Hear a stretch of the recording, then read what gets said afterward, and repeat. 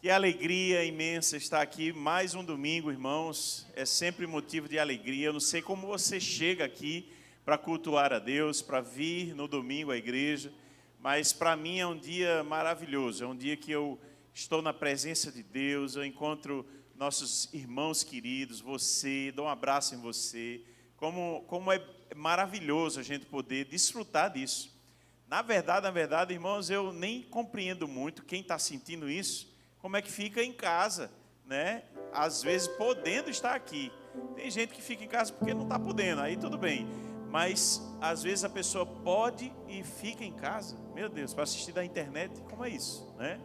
Não tem um abraço, não tem essa coisa junto, da gente estar junto. Irmãos, temos tantos motivos para estar aqui, né? Mas esse motivo de hoje, de você celebrar, hoje sempre é um culto de celebração. O domingo é esse culto, e eu gosto desse estilo de música, sabe, Jean? Quando a gente celebra que Jesus é o Rei, quando a gente vive isso aqui enquanto igreja, dizendo para Deus que é maravilhoso estar aqui, é celebrar mesmo, isso é bom demais.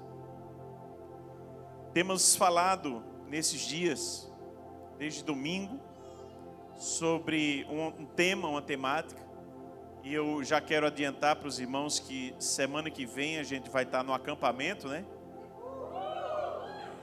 Mas se você não vai ao acampamento por alguma razão, não se angustie. O ano passado, nós não tivemos o culto aqui, o ano passado, mas esse ano Deus colocou no meu coração o desejo de fazer o culto também. Então, nós vamos ter culto normalmente aqui no domingo, tá? Vamos ter que ter uma equipe a mais de louvor, vamos ter tudo programado e já está tudo... Tem gente que está surpresa. Mas vamos ter, porque apenas em torno de 100 irmãos, um pouquinho, estou contando já com os irmãos que vão passar o dia, já disseram para a gente que... eu falei para vocês o quê? Semana passada, gente? Que... se você deixasse para a última hora, não ia ter mais vaga, né? Ontem teve gente procurando e a gente já teve que dizer, infelizmente, querido, você não vai poder mais estar, pelo menos dormindo, porque as vagas esgotaram. Amém? É a segunda vez que acontece isso e você que agora ficou de cara assim no chão, né? Meu Deus, eu ainda pensei em fazer hoje minha inscrição. Agora você vai ter que fazer outra opção. A gente tem ainda a opção de você ir passar o dia conosco. E aí tem um custo. Depois você procura ali o pessoal da equipe que está com a camisa, né, para poder você pegar as informações necessárias.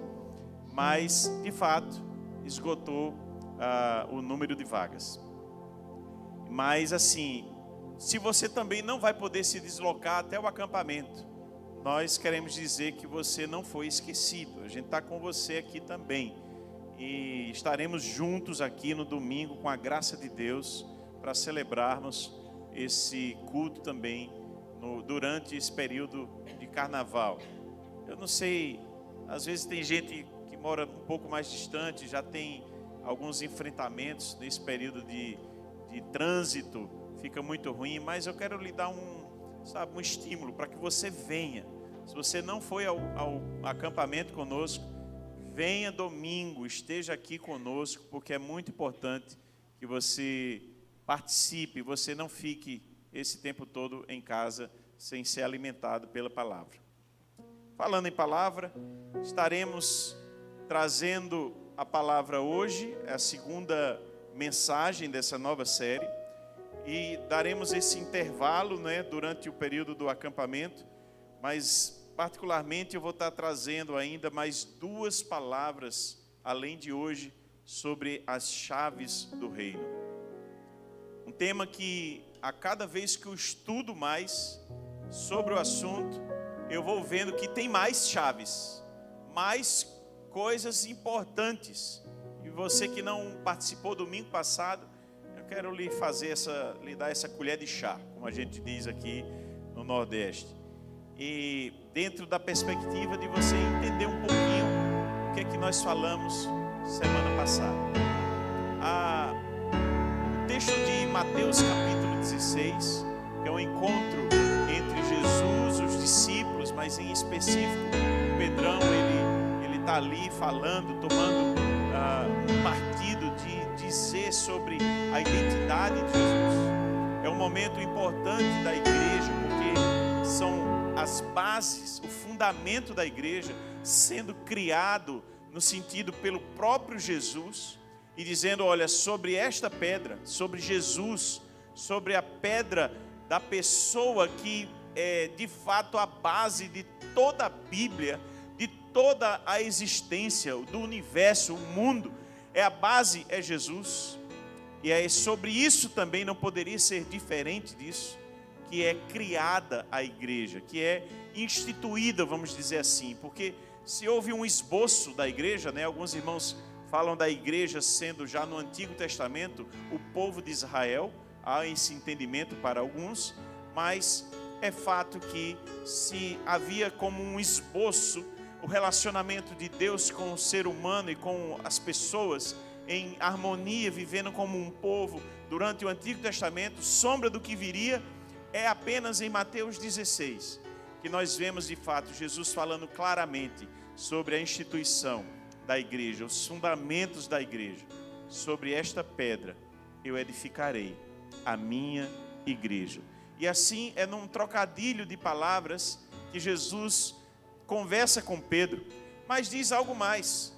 Além de instituir a igreja sobre o fundamento de Jesus, Jesus é a rocha eterna, Jesus é a rocha que nós estamos firmados, a palavra, Jesus é tudo em todos. Além disso, Jesus também acrescenta algo mais, e é sobre esse algo mais que eu tenho falado nesses dias, e ainda vou falar algumas coisas a mais. A partir desse texto, mas complementando com outros, hoje eu já vou explorar um outro texto. Mas é interessante, porque Jesus diz assim: também eu lhe digo que você é Pedro, e sobre esta pedra, e há um trocadilho de palavras, pedra, rocha, uma rocha grande, gigante, não poderia ser Pedro, não cabe na boa tradução do grego, porque são palavras distintas no original, e uma se refere a essa pedra gigante, que eu já falei, Jesus. Sobre esta pedra edificarei a minha igreja, e as portas do inferno não prevalecerão contra ela. Amém, irmãos?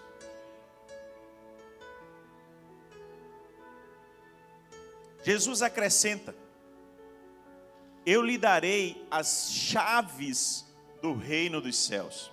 O que você ligar na terra terá sido ligado nos céus. O que você desligar na terra terá sido desligado nos céus. Então Jesus ordenou aos discípulos que não dissessem a ninguém que ele era o Cristo. Naquele momento, era esse o momento ainda de não divulgar. Mas Jesus faz isso. É esse segundo momento, nessa segunda parte, de dar as chaves do reino dos céus de Jesus para a igreja, para Pedro ali, naquela posição de alguém que se manifestou dentre os discípulos, mas as chaves eram entregues ali para a igreja. Que há um link espiritual de coisas acontecendo aqui na terra, através da igreja, ou na igreja, ou ainda de forma conjunta na igreja e através da igreja para o mundo. E isso também tendo reverberação no reino espiritual. Coisas também acontecendo no reino espiritual que estão reverberando aqui na terra. Então esse link, Jesus mostra esse link como o que ligar aqui terá sido ligado lá. O que desligar aqui terá sido desligado.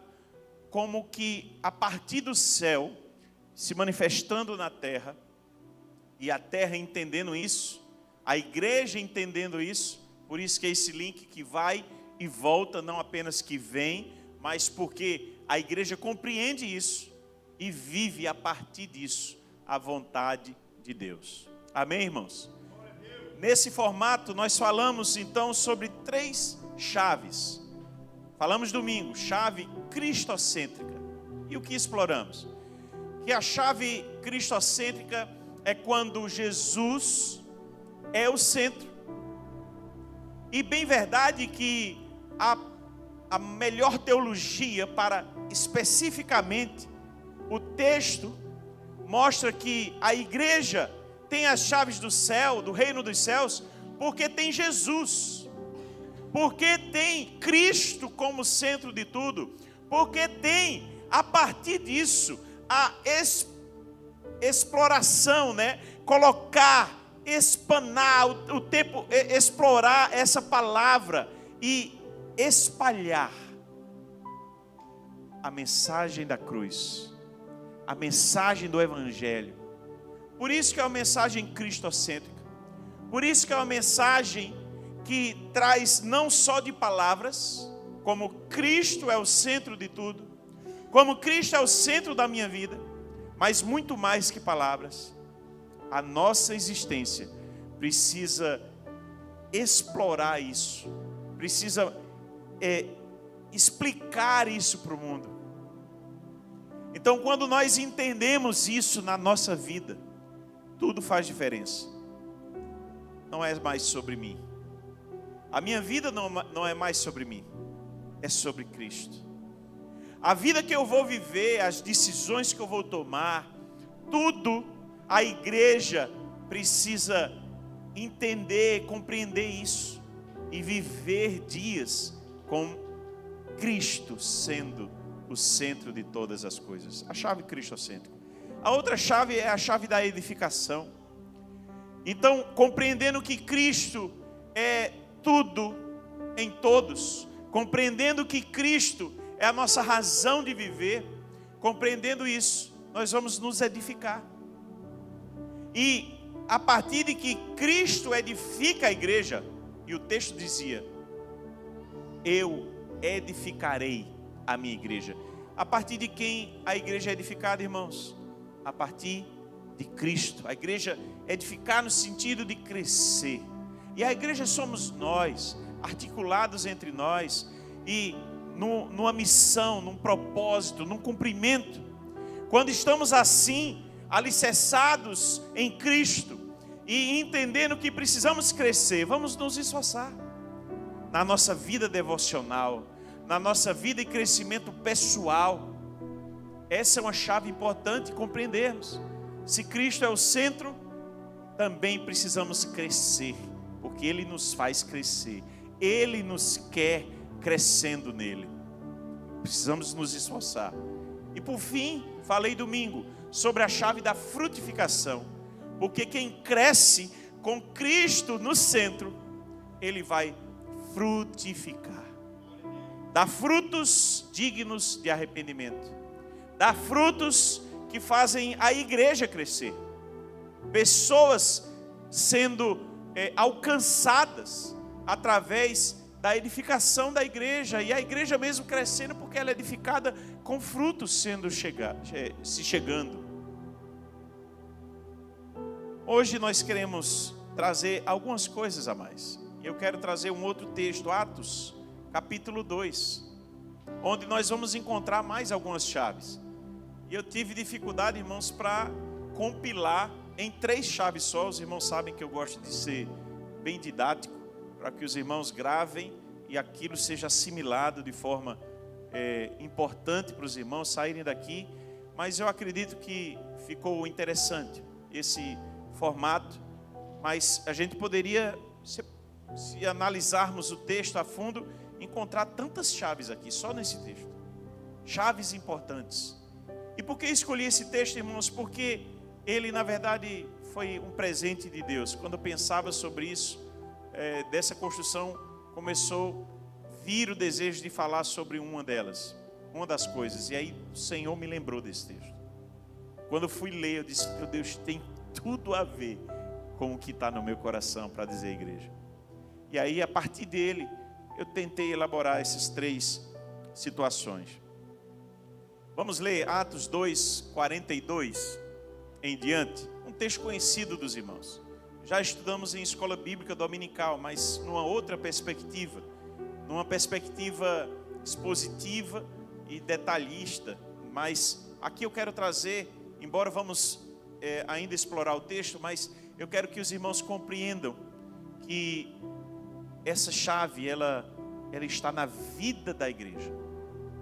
Então, as 3 chaves que vou falar, elas traduzem os primórdios de uma igreja que entendeu que as chaves do reino são importantes de estarem acontecendo no nosso dia a dia.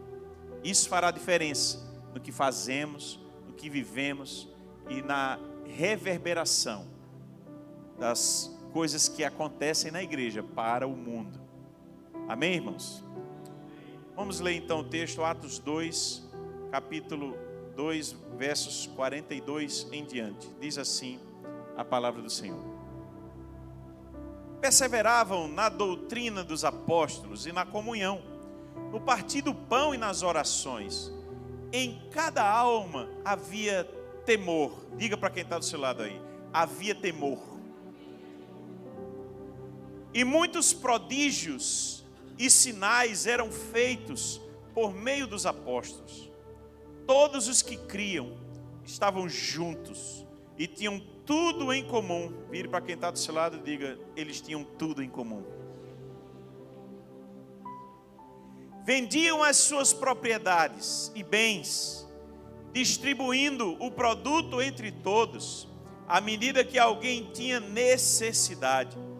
Diariamente perseveravam unânimes no templo, partiam pão de casa em casa e tomavam as suas refeições com alegria e singeleza de coração, louvando a Deus e contando com a simpatia de todo o povo.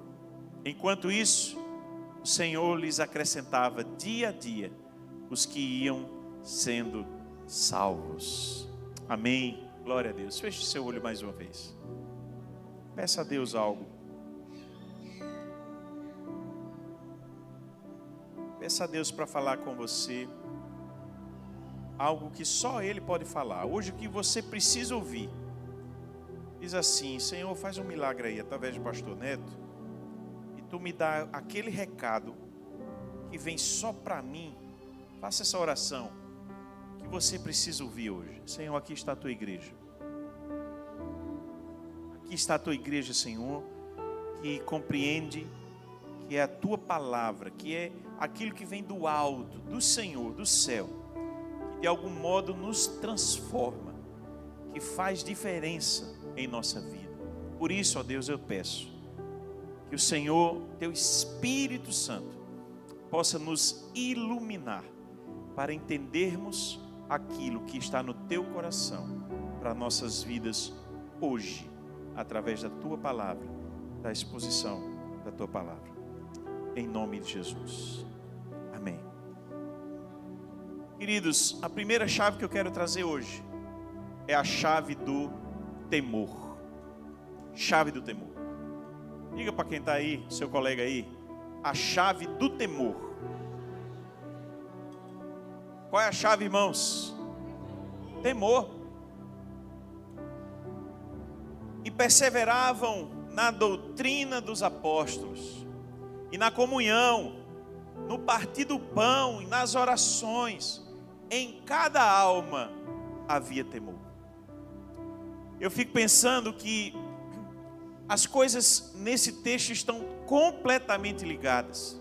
Completamente. Porque quem persevera na doutrina do apóstolo, que ensinou ali, que já aprendeu com Jesus, que estava ali se dedicando à igreja e trazendo a mensagem de Cristo, quem presta atenção, irmãos, na doutrina, na explicação, no entendimento, na interpretação, é quem está com temor a Deus. Porque quem não tem temor a Deus, não está querendo saber de nada disso não, irmãos. Ele está querendo hoje é o carnaval. Eu pensei em pregar hoje sobre as virgens, as 10 virgens. Porque diz que tem umas virgens aí, hoje aí fora, mas não são essas não, viu? Quando a gente vê pessoas indo para uma festa E aqui eu não queria que você generalizasse, nem colocasse rótulos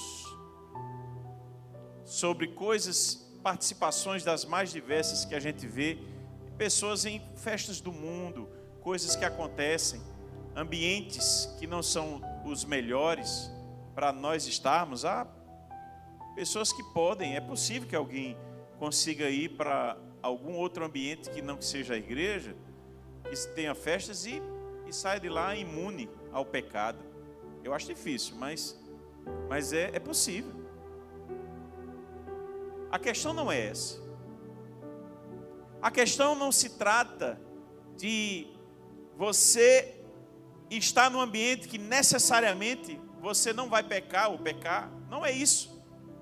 A questão é o que está no nosso coração, irmãos, quando nós olhamos o que vamos fazer, o lugar que vamos frequentar, aquilo que está borbulhando dentro de nós. Eu quero saber o seguinte: há o temor de Deus nisso? Há temor a Deus quando você vai para determinados lugares, ou quando você faz determinadas coisas, e você ainda pode dizer: eu tenho temor a Deus. Oi? Será que tem mesmo? Volto a dizer, não estou aqui para julgar. Estou aqui para fazer algumas perguntas. E que o Espírito Santo nos coloque. Sabe, eu fico muito pensativo. Há pessoas que não compreendem isso. A palavra que está lá, phobos, é medo mesmo, que gera fobia, como outra palavra. Mas também é respeito, é reverência, porque não tem como tirar desvincular essas maneiras de interpretar essa palavra que está lá. Havia em cada alma temor. É temor, é medo de Deus mesmo. Meu Deus, não compactua com isso, com determinadas coisas. E eu vou continuar fazendo, como se nada tivesse acontecido. Meu irmão, se a gente não entender essa chave na nossa vida, a gente não está sendo nem igreja. A gente não está fazendo, não pode abrir a boca para chamar de cristianismo. Ontem foi falado aqui, achei muito interessante como Deus vai fazendo toda uma costura, né? O Senhor vai organizando tudo, porque essa semana, desde quarta-feira, e eu já sabia que ia falar isso aqui hoje, na quarta-feira, o pastor Valdir estava falando aqui, lindo, sobre a vida de Sansão. Um homem que foi perdendo, agora eu vou dizer, o temor. Foi perdendo o temor de Deus. E começou a emaranhar em coisas que não convinha para ele. Ele tinha um pacto com Deus, ele era nazireu. Ele tinha que guardar algumas coisas que até outras pessoas nem precisavam guardar. Mas ele tinha. E a pessoa começa, e aí temor e obediência caminham juntos, né? Caminham juntos. Talvez o melhor balizamento para você saber se você tem temor a Deus é se você tem obedecido a Deus. Porque quem teme, e aqui o sentido mais amplo da palavra, eu conheço quem é Deus. Vou falar sobre temor. No temor, quem anda em temor a Deus, ele sabe quem é Deus, que Deus pode fulminá-lo a qualquer momento. Pá! Que Deus pode tirar a sua vida, que Deus pode fazer vir coisas complicadas na sua vida. Ah, pastor, esse Deus é o punitivo. Me diga uma coisa, você tem lido a Bíblia?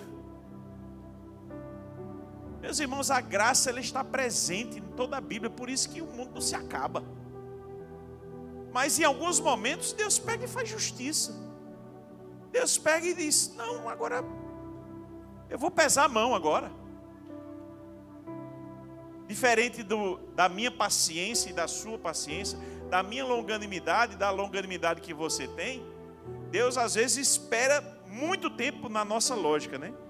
Ah, não, Deus está tendo paciência demais com fulano. ainda não trucidou fulano, né? Deus está tendo paciência demais do meu marido. Mata meu marido, Jesus. Ninguém não orou isso aqui, não.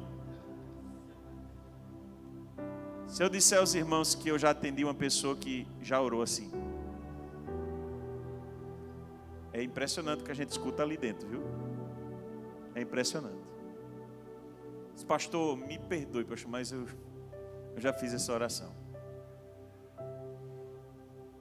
Meus irmãos, onde está o temor a Deus?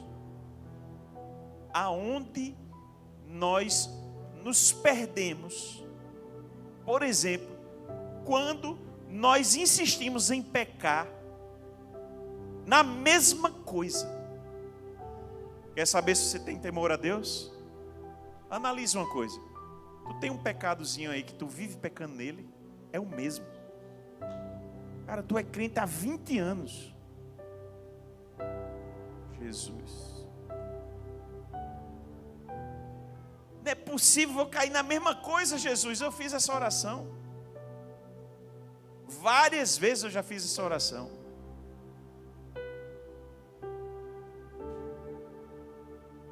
Olhe, temor a Deus nos constrange a mudar. E se você não tem mudado no que você vem fazendo, peça a Deus mais consciência do temor. Consciência do temor.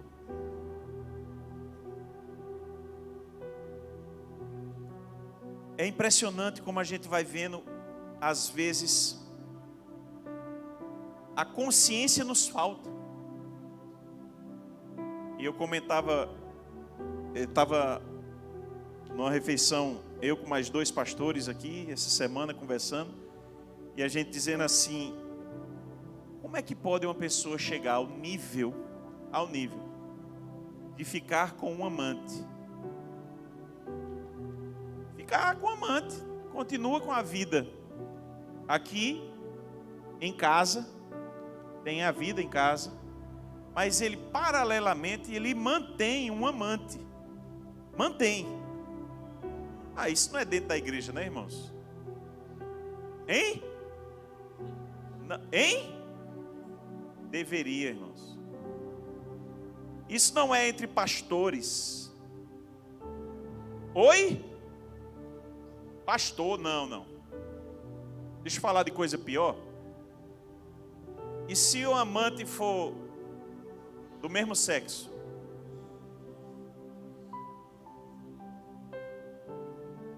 Dentro da igreja? Não, tem não. Olha, eu não sei, ontem foi falado aqui também que Jesus está voltando. E eu sei que está mesmo. Porque as coisas que a gente escuta ali dentro, volto a dizer, às vezes me arrepia aqui. A cabeça fica arrepiada aqui, o cabelo. Agora, isso é ir para as pessoas, né? Agora pensa na sua vida. Faz esse balizamento. Você tem tido temor a Deus? Tem coisas que você já temeu. Por exemplo, vou pegar uma ilustração aqui. José na casa de Potifar. José, assediado por uma mulher, que a gente não sabe como era, mas assediado todos os dias ali, sendo assediado. E ele, o texto diz que teve temor. Não, é por temor a Deus. Eu não posso. Agora eu vou me lembrar da pregação do pastor Valdir. Querer eu quero, mas eu não posso. Querer eu quero, minha carne pode tremer. Eu quero. Vamos fazer meme já desse negócio, né? Mas eu não posso. Meus irmãos, em que nível está o nosso temor? Em que nível? Eu vi coisas acontecerem que eu louvei a Deus por decisões de irmãos conhecidos, pessoas que decidiram. entraram por um caminho de pecado, mas voltaram, decidiram voltar por temor a Deus. E aqui, olha, não venha com legalismo, não venha com uma posição que você acredita que você é a melhor pessoa do mundo. Meu Deus, eu tenho sempre falado nisso aqui. Isso está, eu e você estamos passíveis de falhar feio com Deus. Falhar feio com Deus. Sabe o que é, irmãos? É misericórdia mesmo. Misericórdia de Deus. Que a gente tem que pedir misericórdia todos os dias. Qual é a primeira chave, irmãos? Temor a Deus. Nós precisamos clamar a Deus: Senhor, aumenta o meu temor. Porque essa chave, ela liga coisas na terra. Há decisões que você toma na sua vida porque você tomou essa decisão em temor a Deus. Coisas abençoadas vão acontecer na sua família, na sua vida. A bênção de Deus vai te seguir, porque você decidiu, por temor a Deus, sem nenhum sentimento, você fazer a vontade de Deus. Nós precisamos ter o temor a Deus como uma chave para prosseguirmos enquanto pessoas, enquanto igreja. Nós precisamos ter isso, irmãos. Eu não vou fazer isso porque eu temo a Deus. Eu temo a mão de Deus pesar sobre mim, é isso mesmo. É em respeito. A palavra que eu comecei e nem terminei é um medo misturado com respeito a Deus. Meu Deus, eu não quero falhar contigo, o Senhor é tão bom comigo, o Senhor é tão maravilhoso comigo, eu não posso ferir teu coração, Deus. Quando nós pensamos nisso, irmãos, isso nos sustenta, isso nos direciona, isso nos coloca no prumo de novo. O quanto você saiu do prumo, meu irmão, minha irmã. O quanto você precisa voltar para o prumo de Deus. Decida hoje isso. Eu vou acabar com isso na minha vida. Isso vai sair da minha vida. Eu vou tomar uma decisão em Deus, por temor a Ele. E eu sei que é o melhor para mim. Ontem na vigília, Deus estava aqui orando. O pastor botou para a gente se ajoelhar. E Deus me disse claramente para dizer uma frase aqui hoje: não negocie com o pecado. Tem gente negociando com o pecado, mas eu vi a voz de Deus tão claro como eu estou falando com vocês hoje, irmãos, na minha mente. Diga amanhã: não negocie com o pecado. Tem gente aqui negociando com o pecado e somos todos nós. Você começar devagarzinho, não, mas besteira, só um pouquinho, ou não, eu só vou dar uma olhadinha assim, ou eu só vou. Tem gente negociando. Negocie muitas coisas, mas com pecado não. Pecado não tem negócio, irmãos, é para largar. Largue. É preto no branco. Isso agrada a Deus? Eu faço. Isso não agrada a Deus? Não quero. Não quero mais para a minha vida. Isso não agrada a meu Deus. Por temor a Ele, por amor a Ele, é uma mistura de todas as coisas. Qual é a chave, irmãos? Temor a Deus. Segunda coisa, irmãos, é a chave do recomeço. Diga aí mais uma vez para quem você não disse ainda, que está perto de você. Chave do recomeço.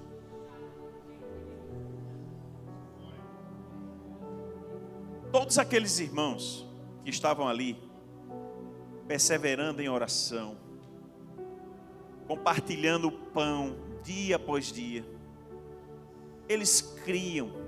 Verso 44, todos criam, estavam juntos, tinham tudo em comum, generosidade, quantas coisas, porque eles recomeçaram de um novo modo. Essa é uma chave poderosa. Olha bem para mim que eu vou te dizer. Deus hoje está te dando a chance de você recomeçar a sua vida. Ah, pastor, de novo? De novo. Enquanto você vive Todo dia que você acorda, preste atenção que tem gente que não acordou hoje. Todo dia que você acorda, Deus está dando um presente a você. Você pode recomeçar a sua vida e ela pode ser um sucesso. Ela pode ser uma bênção para você, para as pessoas que estão ao seu redor, para o planeta. Viva a vida que Deus está lhe dando, porque isso é um presente. Deus tem o melhor para você. Sabe que chave é essa? Recomeço. A minha vida está uma droga, pastor. O senhor não tem ideia, não. Está dando tudo errado na minha vida. Hoje, Deus te dá essa chave. Pega essa chave na sua mão. A chave do recomeço. Eu vou recomeçar a minha vida. Esses irmãos aqui da igreja, todos eles recomeçaram. Passaram a viver o que nunca ninguém viveu. É tanto que começou a dar uma descrição do incomum. Vendiam suas propriedades e bens, distribuindo o produto entre todos. Então teve um cara que acumulou para si.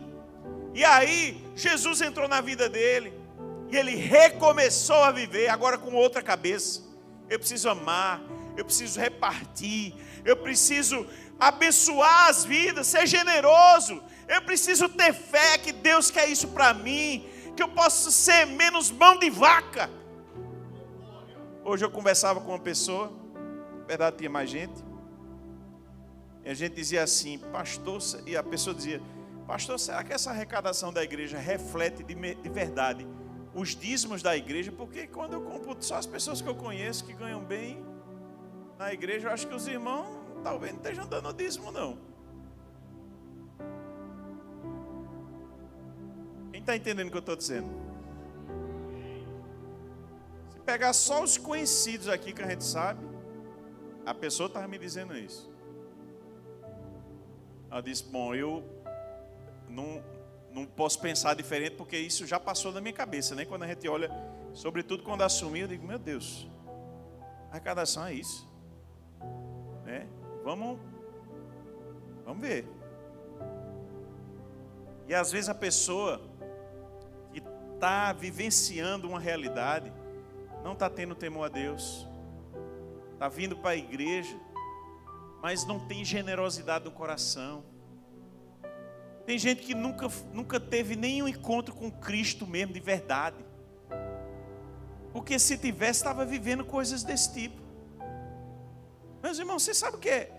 A pessoa vender uma casa que tem, para dar para os irmãos aquele valor. Bom, eu tenho um amigo que só tem um ventilador, é a única coisa que ele tem. E ele diz, o único bem que ele tem é um ventilador. Mas, o que eu quero dizer para os irmãos é os bens que nós temos. Será que a gente teria essa coragem? Vou dizer sem medo. A grande maioria de nós, que eu me incluo, não teria essa coragem. É porque eu não tenho bens, eu não tenho. Mas se eu tivesse uma casa lá, lá não sei aonde, né? Nas montanhas, tudo. Aí, meu Deus, a casinha, eu vou passar as minhas férias lá na montanha, lá na serra. Vou lá para a serra, friozinho tudo, minha casinha. Agora tem 5 famílias na igreja passando dificuldade. 5. Tem nada não, eu vou vender a minha casinha, vou vender e vou repartir com eles, para eles recomeçarem a vida. Todo mundo aqui faria isso, eu tenho certeza. Meus irmãos, isso é uma vida. Vendiam as suas propriedades e bens, distribuindo o produto entre todos, à medida que alguém tinha necessidade. Claro que era quando precisavam, mas vendiam. Aí o cara pede para comprar uma rifa aqui para uma pessoa ir para o acampamento. Pai, tem não. Então veja, o que eu quero dizer para os irmãos, eu não quero que isso aqui, os irmãos tenham peso, novamente, eu vivo dizendo isso.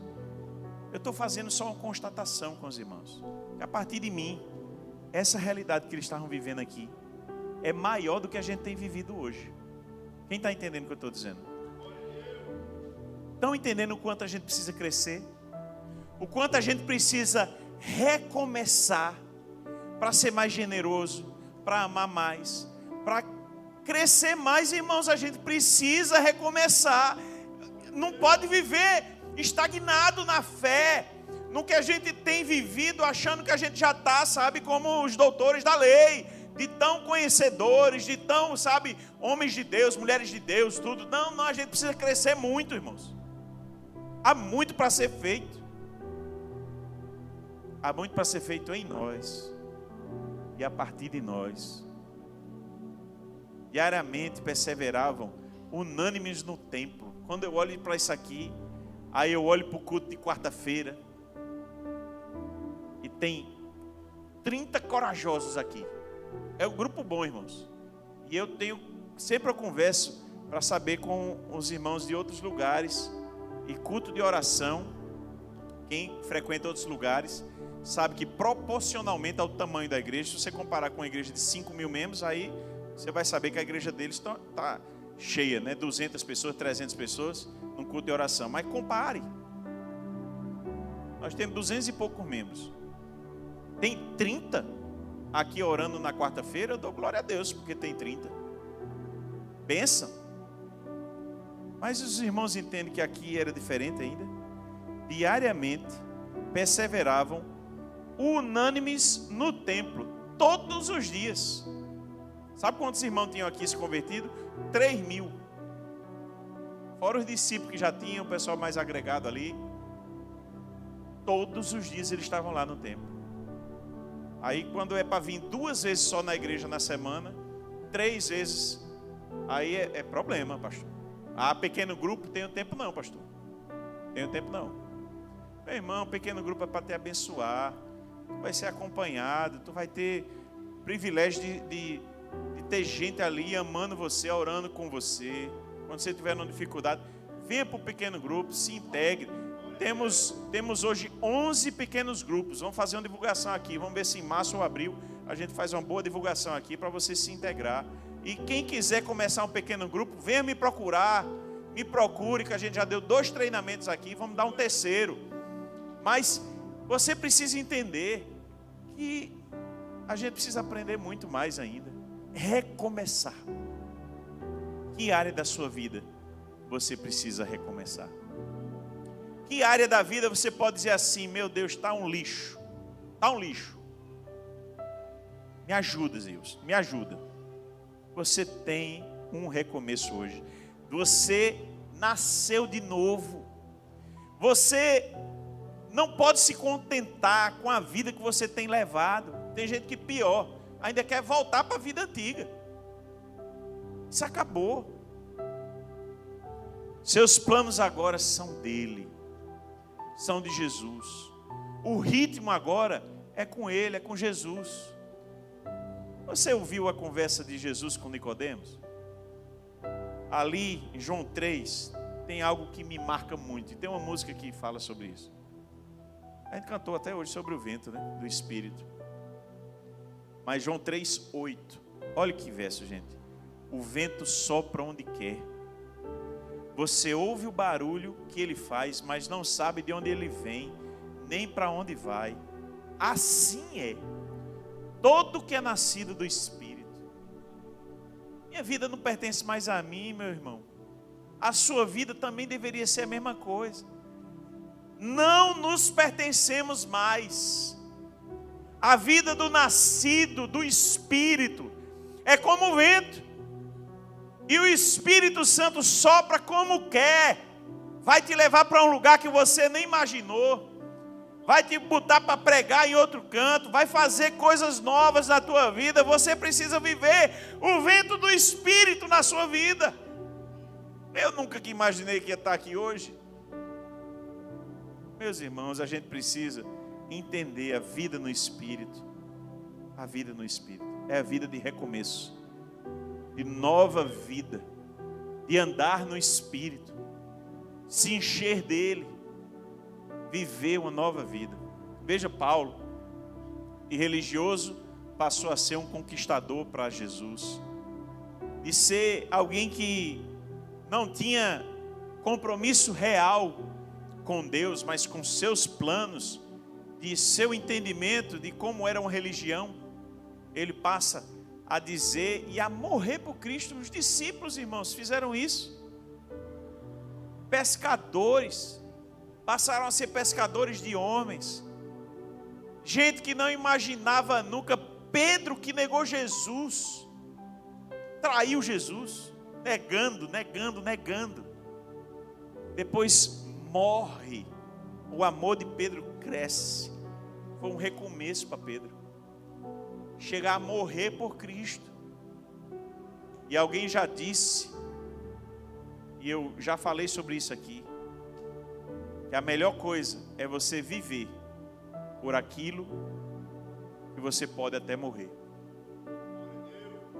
E eu chego no meu último ponto de hoje, com esse exemplo, com essa frase. É a chave do propósito.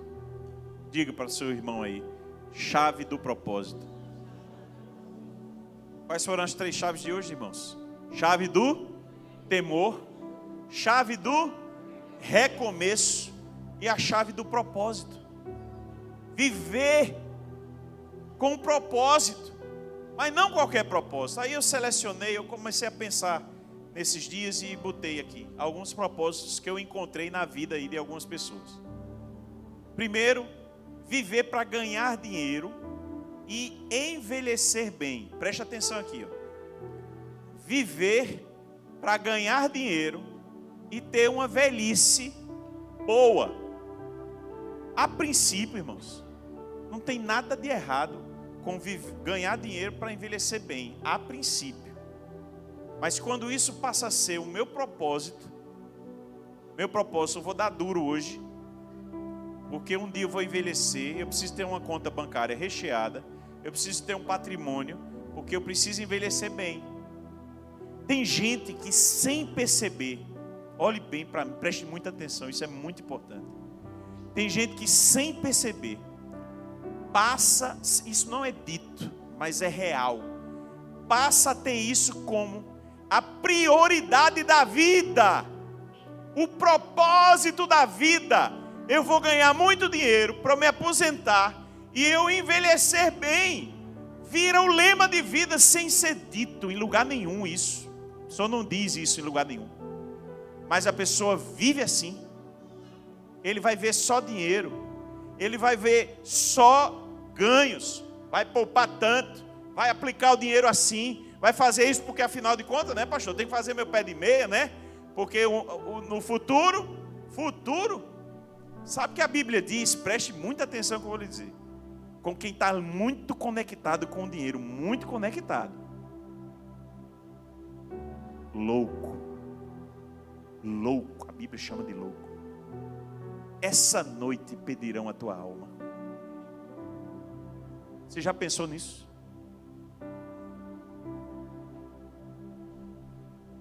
Chama de louco. Ah, eu tenho muito dinheiro, eu vou agora destruir os meus celeiros, porque eles ficaram pequenos. Vou construir celeiros maiores, é o que o texto lá está mostrando, para botar minhas riquezas dentro. Louco! Tu és louco! Você só faz ajuntar. Tua fala, teu coração, tua mente só pensa em dinheiro. Tu é louco! Tu vai morrer, rapaz! Tu vai morrer! Essa noite pedirão a tua alma. E essa noite não necessariamente precisa ser hoje. Essa noite pode ser daqui a 20 anos. Para quem tem esse propósito, é loucura do mesmo jeito. Você está acumulando para deixar isso tudo aí, você não vai levar nada. Você não leva nada. Ah, mas eu envelheci bem, pastor. Sim. Como se não fosse Deus que cuidasse. Como se não fosse Deus. Então, entenda, irmãos. Olha, preste atenção, para não dizer por aí que o pastor está dizendo que vocês torrem a poupança. Não estou dizendo isso, não. O que eu estou querendo dizer é o seguinte: quem é que tem quem? É o dinheiro que tem você ou você que tem o dinheiro? Porque tem gente que o problema é esse. A pessoa não tem o dinheiro tem a pessoa. A pessoa vive para isso. O propósito de vida da pessoa é esse. E vai se perder. Olha o segundo propósito que eu encontrei pensando na vida: viver para os filhos. E alguém vai dizer: pastor, a gente não tem que cuidar dos filhos? Claro, irmão. Eduque, crie, ame, conviva. Mas os filhos, se o fluxo da vida normal acontecer, vão constituir a sua família. Você vai envelhecer. E você teve uma coisa boa, você cuidou dos filhos, encaminhou os filhos. Mas se o propósito de sua vida for esse, quando eles casarem, por exemplo, forem embora a um lugar bem longe, você vai ficar perdido. Sabe aquela síndrome do ninho vazio? Quem sabe o que eu estou falando aqui? Para quem não sabe, síndrome do ninho vazio é: os filhos vão casando e vão indo embora. Vão indo embora para seguir o fluxo normal das coisas. E o pai ou a mãe começa a ficar com angústia no coração, porque eles ficaram para trás. Não é que foram esquecidos, irmão, é porque saiu da vida de um modo como tinha no dia a dia. Mas isso é o fluxo da vida. Isso é o que a vida traz normalmente. Então, se você põe em sua vida o propósito de você viver para os seus filhos, é um propósito parcialmente bonito, mas também ele se perde aqui. Terceiro propósito que eu encontrei por aí: viver para deixar um legado. Viver para deixar um legado. Diga em voz alta aí, quando você escuta a palavra legado, você pensa em que pessoas? Martin Luther King, Madre Teresa, quem mais? Legado, pessoas que deixaram um legado.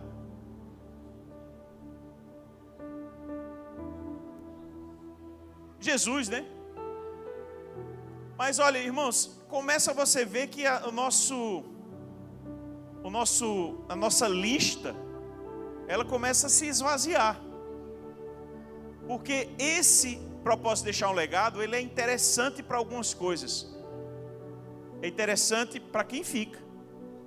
Para a pessoa que deixou o legado, se ele tem isso como propósito de vida, de deixar um legado, depende do legado.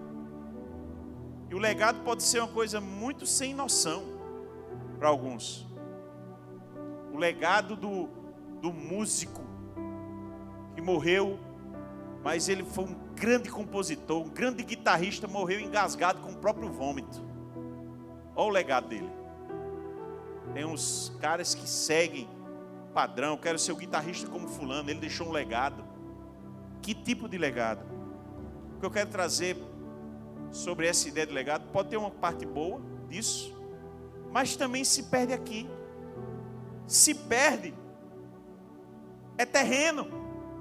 E quando a pessoa for embora, está perdido para a pessoa. O legado ficou para os outros, mas para você está perdido. E por fim, ainda antes de chegar no propósito que eu vou botar, o quarto propósito ainda perecível, propósitos perecíveis: viver pelo ou para o prazer. Também isso não é dito. Isso não é dito em toda esquina, mas quem está hoje no carnaval, pulando lá, vamos celebrar! E a pessoa vai lá, né? Eu estou fazendo coisa que eu fiz faz muitos anos, viu, irmãos? Muitos anos. Você fez também, não fez? Tá sorrindo, tem muita gente. E aí, eu tinha um amigo, ele era muito engraçado, esse meu amigo, mas a gente criança, isso a gente aprende desde criança, né? Eu espero que você não esteja ensinando seus filhos a aprender essa coisa tão fria, tão sem sentido. Mas a gente aprende criança. Eu me lembro criança, isso eu gravei. E meu amigo estava com uma bandana e caolho, um pirata. né? Ele era o pirata e eu não sei nem o que é que eu era. E a gente junto lá, né? Eu, o irmão dele também, nós três e pulando o carnaval. Aí eu disse, mas é só isso mesmo? Eu dizia para ele disse, bora, tá todo mundo aí. E vamos lá, e a gente pulando o carnaval. E eu pulando, mas vamos beber água, né? Ele disse, bora, vamos beber água. Saímos. Eu nunca esqueci isso. Porque eu disse, meu Deus, mas é isso mesmo? É isso aí, é isso. Meus irmãos, a gente vai viver com esse tipo de propósito, os prazeres. Aí bota o prazer grande aí, que todo mundo tem, né? Sexo, drogas, que a pessoa termina morrendo. O sexo ilícito entra para todas as possibilidades, mas um dia isso já não vai fazer muito efeito para você. Se perde. Prazer. Viver por prazer. Também nunca esqueci um cara que disse assim, vamos curtir. Como é que é? Ele dizia assim, vamos viver a vida, falando do carnaval. Aí eu disse, e isso é vida? Aí ele disse, é a vida. Aí eu digo, não querido, isso é morte. Isso aí é vida? Ele mudou o rosto depois que eu falei. Isso é vida. É interessante porque a perspectiva de cada um muda de acordo com o que você vai ouvindo, vai percebendo. Mas olha que diferença. Todos esses propósitos que eu falei, eles se perdem. Alguns têm coisas até interessantes, mas eles se perdem. Aí Charles Spurgeon diz assim, que segurança há nesta gloriosa e muito fiel promessa feita pelo Senhor Jesus às suas ovelhas, e dou-lhes a vida eterna, e nunca hão de perecer, e ninguém as arrebatará da minha mão. Quando vivemos para Cristo, quando vivemos para o que não é perecível, nós vamos ser galardoados, nós estaremos um dia num céu eterno, num propósito que vale a pena ser vivido. Você tem vivido para Deus, você tem vivido para um único propósito que pode te dar uma mudança, o temor, o recomeço, de refazer na vida para fazer a tua vida ter sentido. Ou você tem se perdido? Alguns sabem, eu já compartilhei, que eu atendi recentemente uma criança. E é interessante, porque a conversa, eu já fiz essa conversa com outras pessoas também. Quando a vida não parece mais ter sentido. Sabe por quê? Porque talvez a pessoa não está vivendo para Deus, para Cristo, entendendo que tem uma vida eterna. Sabe o que Paulo diz? E aí eu quero terminar com Paulo. Paulo, ele nos impressiona com a sua fala em Filipenses, capítulo 1, e ele diz assim,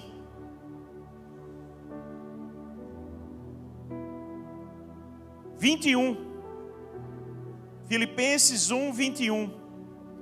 Porque para mim, o viver é o que, irmãos? É Cristo. E o morrer é lucro. Entretanto, se eu continuar vivendo, poderei ainda fazer algum trabalho frutífero. Assim não sei o que devo escolher. Estou cercado pelos dois lados, tendo desejo de partir e estar com Cristo, o que é incomparavelmente melhor. Mas por causa de vocês, é mais necessário que eu continue a viver. Paulo tinha plena convicção que estar na eternidade com Cristo era o melhor lugar que um homem, uma mulher podem estar.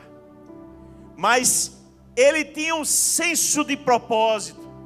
E ele dizia assim, mas eu quero algo diferente.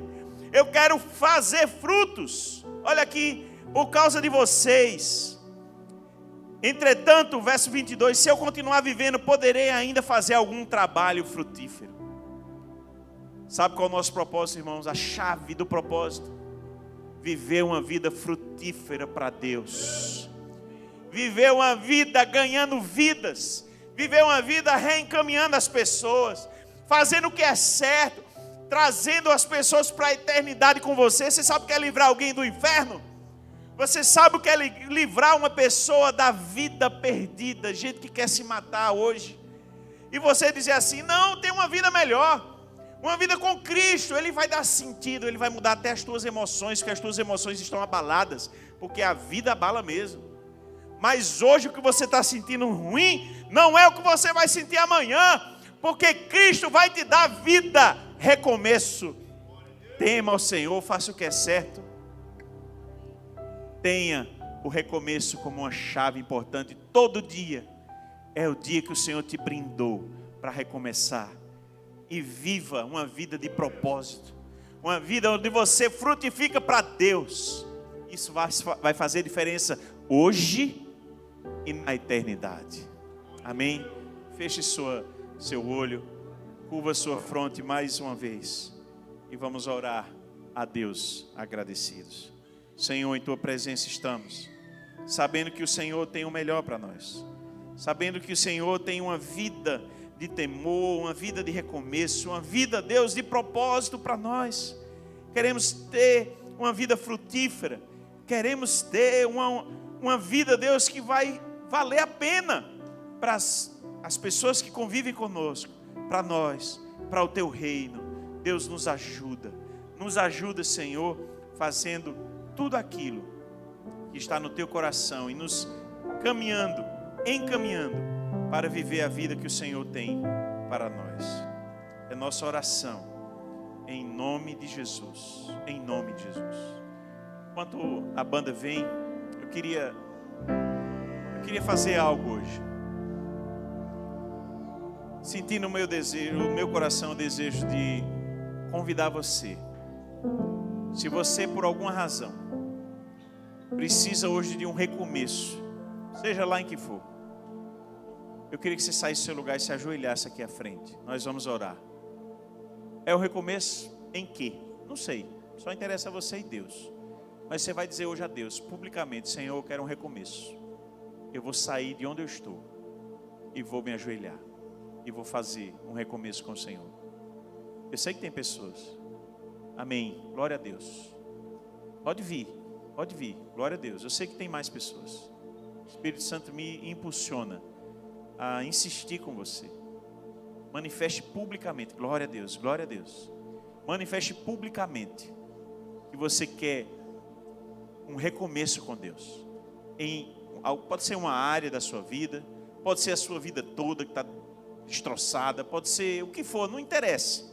Só interessa você e Deus. Mas você vai sair do seu lugar e você vai dizer isso a Deus: Senhor, hoje eu estou indo publicamente fazer algo para que o Senhor veja que eu estou dizendo publicamente que eu quero que o Senhor mude, eu quero que o Senhor transforme. Enquanto eu oro, eu peço que você que ainda está desejando fazer isso, faça isso agora. Amém, aleluia. Ainda tem gente vindo, glória a Deus. Venha mesmo, o Senhor quer que você manifeste isso publicamente, glória a Deus. Senhor, aqui está o Teu povo, Senhor, aqui está, Senhor, Teus filhos e filhas amados do Senhor, que sabem, ó Deus, aquilo que precisa ser transformado. Às vezes depende até de outras situações, ou depende só deles mesmo contigo, mas não interessa para mim, Senhor, interessa que eles estão aqui hoje para Te pedir ajuda, para se colocar diante do Pai, diante do Senhor. Senhor, nos ajuda. Nós queremos, Senhor, transformação. Queremos ter uma vida com mais temor ao Senhor. Queremos ter uma vida onde recomeçamos para dar glória a Ti, para frutificar muito mais, para fazer muito mais para o Senhor. Senhor, nos dá essas chaves do reino hoje. Nos dá, Senhor, para que haja transformação na Tua igreja, nas famílias, Senhor, em nome de Jesus. Deus, transforma-nos, Senhor, é nossa oração, é nosso clamor nessa noite. Deus, que o Senhor fortaleça cada um. Joelhos trôpegos, pés que estão vacilantes.